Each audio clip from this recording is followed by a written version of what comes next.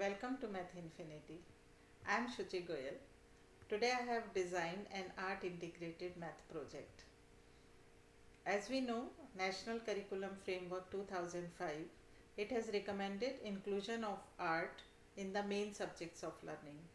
It means जो हमारे main subjects हैं like Hindi, English, Math, Science, Social Science, उन subjects में हम किसी भी टॉपिक को पढ़ाने के लिए किसी भी आर्ट फॉर्म को इंटीग्रेट कर सकते हैं और हमें करना चाहिए। क्यों करना चाहिए?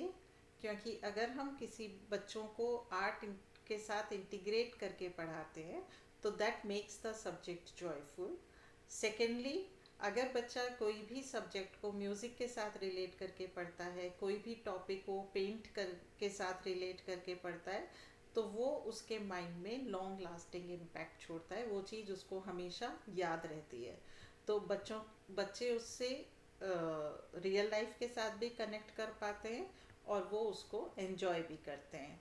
तो इसलिए आर्ट इंटीग्रेटेड एजुकेशन को नेशनल करिकुलम फ्रेमवर्क ने रिकमेंड किया।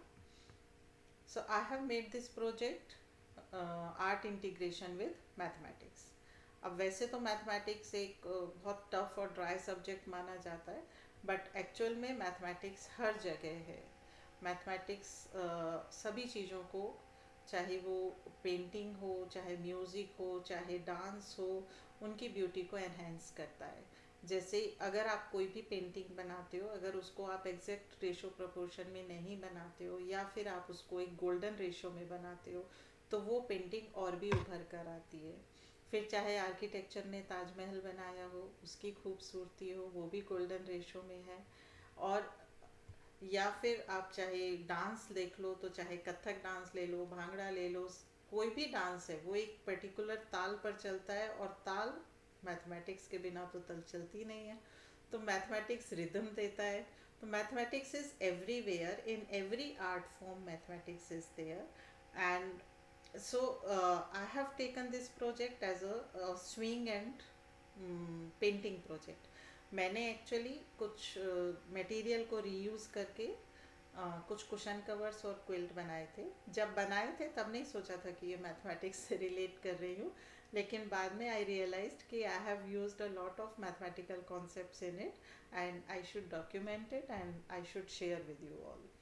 So what all topics I had covered is area and perimeter and sum of an arithmetic progression. So what did I do? I reused the formal shirts of my husband. The size was 42. मैं size इसलिए बता रही हूँ जिससे कि आप एक बच्चे एक स्टैंडर्ड 42 साइज़ का एक पिक्चर बना सकते हैं, और then they can cut the squares and they can make the drawing of it. So I decided to make one cushion cover from each shirt. हर एक शर्ट में से मैंने एक कुशन कवर बनाया और बाकी जितना पोर्शन बचा था उसमें से मैंने एक पर्टिकुलर साइज़ के स्क्वायर पीसेस काट लिए. That is why I am saying कि एक पिक्चर अगर हम बना लें, ड्राइंग बना लें, तो हमें पता चलेगा कि इस पर्टिकुलर साइज़ के हम कितने स्क्वायर्स काट सकते हैं.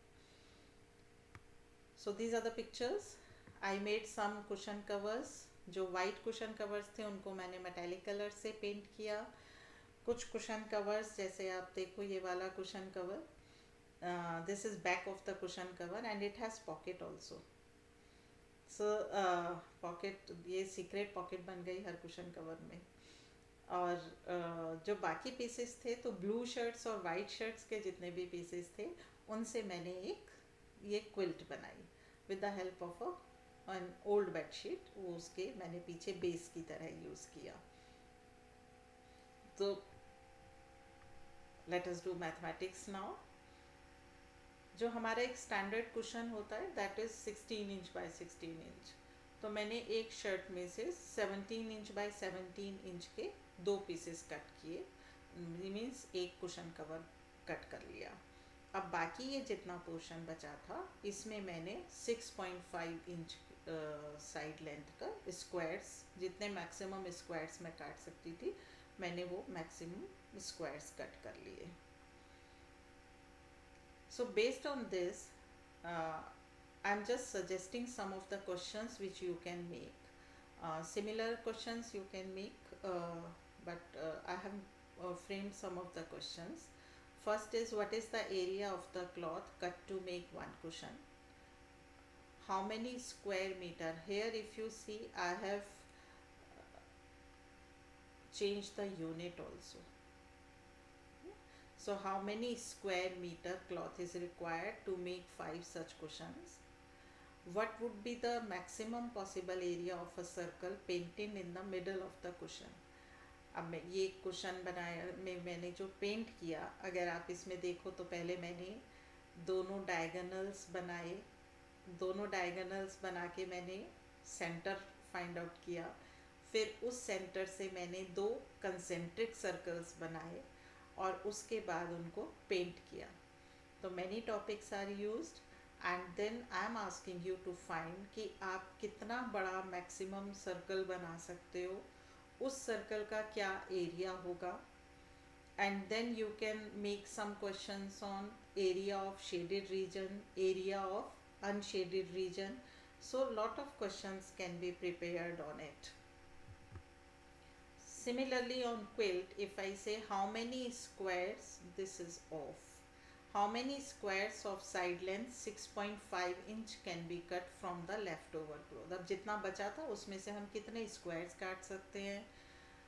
Now if I want to make a quilt of size 6 feet by 4 feet and I want to keep the swing margin as 0.25 inch. अब जब मैं squares को add करूँगी, जब उन्हें एक दूसरे से जोड़ूँगी, तो obviously मैं वहाँ पे फेविकॉल तो नहीं लगाऊंगी, तो आई हैव टू स्वेट, सिलाई करनी है, तो एक मार्जिन चाहिए. That margin I have taken 1/4 inch. तो अगर आप 1/4 इंच का मार्जिन भी लें और ये हमें साइज क्विल्ट का चाहिए, तो how many squares would be needed and what would be the length of the border required to sew around the quilt. अब क्विल्ट बन गई तो उसका बॉर्डर बनाना है, तो बॉर्डर के लिए आप क्या कितना बॉर्डर लगेगा, and it means I am talking about perimeter. Next I have used this quilt to derive the formula for summation n. ऐसा नहीं है कि इस फॉर्मूले को यूज़ किया मैंने कहीं ये क्विल्ट बनाने के लिए, नहीं. I am using this quilt to derive the formula for summation n.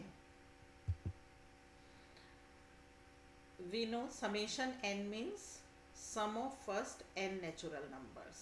So it is 1 plus 2 plus 3 plus 4 up to n. So here I am taking this number as number of squares. So it means what is the sum of 1 square? What is the sum of 1 plus 2 squares? So let me start with 3. So if I ask you what is the sum, you will definitely tell me that it is 6. But here I am not asking you the sum, I am trying to derive the formula.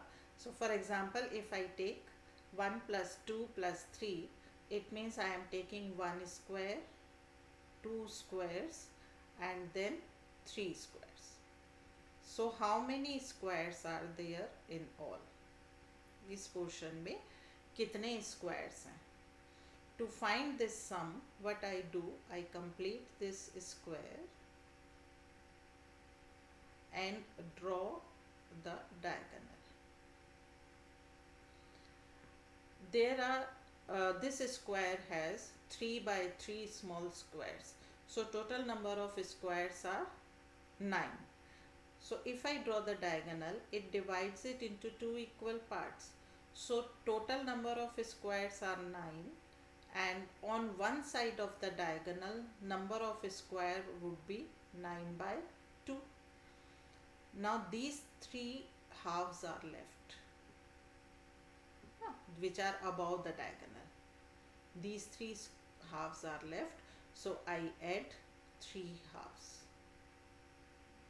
So total number of squares are 3 square by 2 plus 3 by 2. It means this is the sum 1 plus 2 plus 3. Similarly, if you take the whole 8 squares, then you want to find the formula for 1 plus 2 plus 3 up to 8. So again This is 1 plus 2 plus 3 plus 4 plus 5 plus 6 plus 7 plus 8. So this is the total. Again I complete the square, draw diagonal. So total number of squares are 8 squares. On one side of the diagonal, number of squares would be 8 square by 2, and then there are 8 halves. So total number of squares are 8 square by 2 plus 8 by 2, or it means this is 1 plus 2 plus 3 up to 8. Similarly, if we go on by and we generalize it for n, so 1 plus 2 plus 3 up to n, that is called summation n, would be equal to n square by 2 plus n by 2, or you can say this is n into n plus 1 by 2. Taking LCM, you can simplify it. And so this is the derivation for sum of n natural numbers, that is formula for summation n. So I used this